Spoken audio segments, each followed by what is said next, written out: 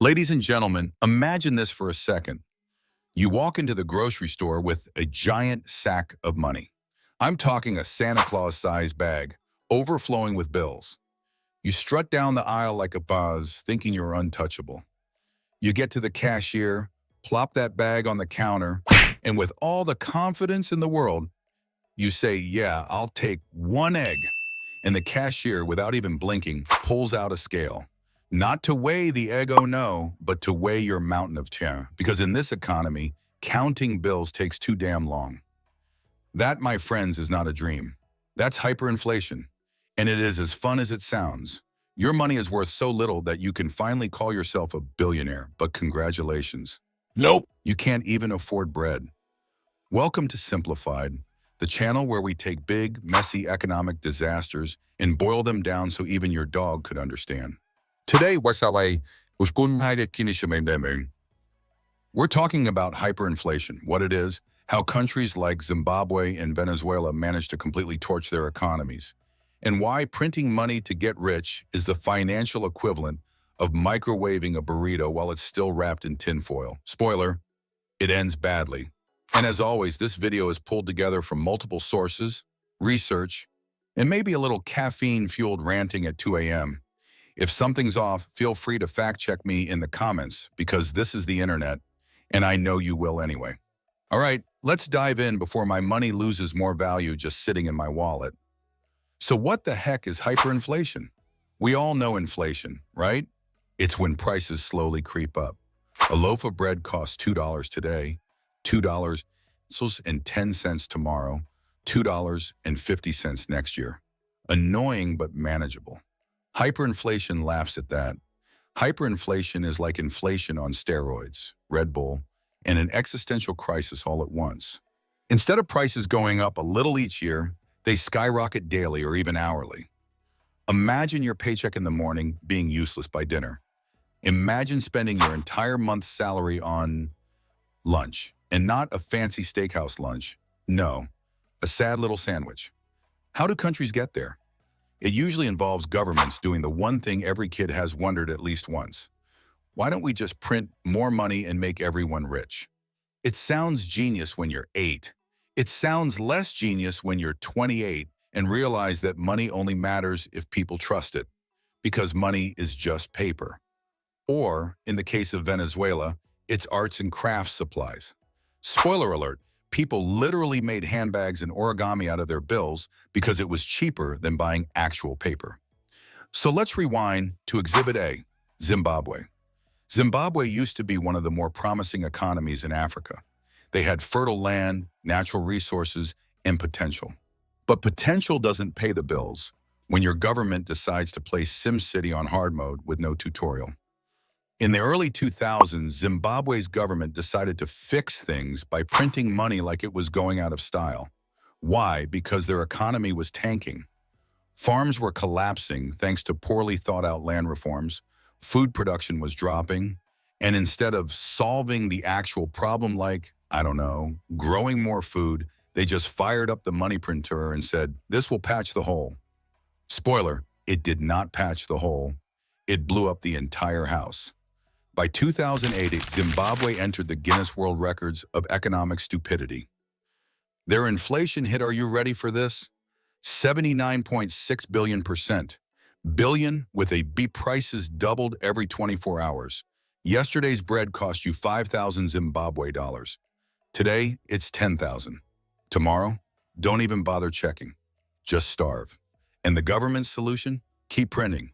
They printed so much money they had to issue the largest banknote in history, the 100 trillion Zimbabwe dollar bill.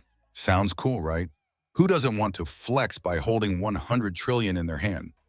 Except the tragedy is that couldn't even buy you a loaf of bread. Imagine being a trillionaire and still broke. That's a level of irony Alanis Morissette could write a whole album about. People lost their life savings overnight. Doctors stopped showing up to hospitals because their salaries couldn't pay for bus fare. Teachers quit because their monthly wage wasn't enough for a single meal. The whole system crumbled. Eventually, Zimbabwe said, "You know what? Forget this. Our currency is garbage." And they ditched it. They literally abandoned their national money and started using US dollars, euros, and South African rand. The Zimbabwe dollar was dead. May it rest in peace, buried under mountains of useless paper. Now let's hop over to Exhibit B, Venezuela. Venezuela, a country sitting on the world's largest proven oil reserves. You'd think, jackpot, they must be rich, and once upon a time, they kind of were. Oil was booming, money was flowing in, and the government decided, why bother building a balanced economy when we can just live off oil forever? Here's the problem with betting everything on one resource. If the price of oil tanks, your economy tanks with it. And in the mid-2000s, that's exactly what happened. Global oil prices dropped, Venezuela's piggy bank dried up, and instead of tightening belts and diversifying the economy, the government said, hey, let's just print money. It worked for Zimbabwe, right? Spoiler, it did not. Inflation started to spiral. Then it sprinted. Then it strapped on a jetpack and blasted straight into hyperinflation territory. By 2018, inflation in Venezuela hit 1 million%. 1 million%. At that point, your brain can't even process the number. Money was so worthless that people stopped bothering to carry it in wallets. They brought it in bags, buckets, or just weighed it. Picture this. You're at the store. You want a chicken. The cashier says, that'll be 14 million bolivares. You hand them a giant stack of bills. They look at you and say, no, sir. This is 13.9 million. You're short. Please go home and bring another backpack of cash. At one point, toilet paper cost millions. And because money was worth less than the paper it was printed on, people literally used cash as wallpaper, as confetti, as arts and crafts material. One clever guy started making purses out of bolivares because, no joke, the purses were worth more than the actual cash. And how did the government respond? Oh, brilliantly. They lopped zeros off the currency. Don't worry, everyone, we fixed it. That 10 million bolivar note is now worth 10 bolivars. Problem solved, right? Wrong. Prices kept climbing because the root issue wasn't addressed.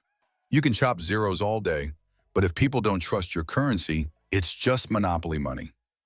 By the time things really unraveled, about 5 million Venezuelans had fled the country. That's one of the largest migrations in Latin American history. And back home, most people started doing their daily transactions in US dollars or cryptocurrencies, because at least those held value. So what do these two disasters teach us? First, money is only as valuable as the trust behind it.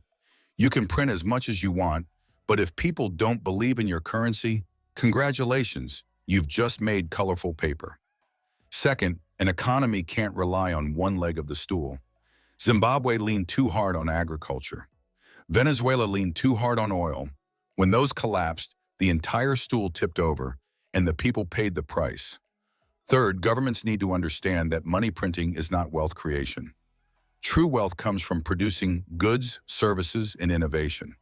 Money should represent that value, not pretend to create it out of thin air. And fourth, once trust is gone, it's nearly impossible to win back. When your citizens would rather be paid in dollars, euros, or even Bitcoin than your own currency, that's game over. Now let's bring this home. Why should you, sitting comfortably with your iced latte in the US or elsewhere, care about hyperinflation in Zimbabwe or Venezuela? Because these are cautionary tales. They show what happens when bad policy meets bad economics. They show why stability matters. And they remind us that real wealth, whether it's at the national level or in your own bank account, comes from actual productivity, not just numbers on paper. It's also a reminder for your personal finances. Think of it this way.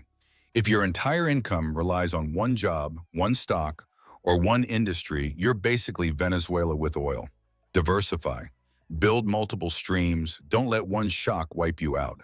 And don't fall for the fantasy that printing money or swiping a credit card endlessly makes you richer. It doesn't. Value is in what you build, own, and produce. All right, so here's the part where I toss the ball to you. If you lived in a hyperinflation economy, what would you do with all that worthless cash? Would you wallpaper your house with it? Would you start an Etsy shop selling authentic hyperinflated handbags? Or would you just burn it to keep warm? Drop your answers in the comments. I want to see the most creative ideas. And before you go, hit that subscribe button and ring the bell. Because here on Simplified, we take messy, complicated topics, strip out the jargon, and make them funny, sarcastic, and actually understandable.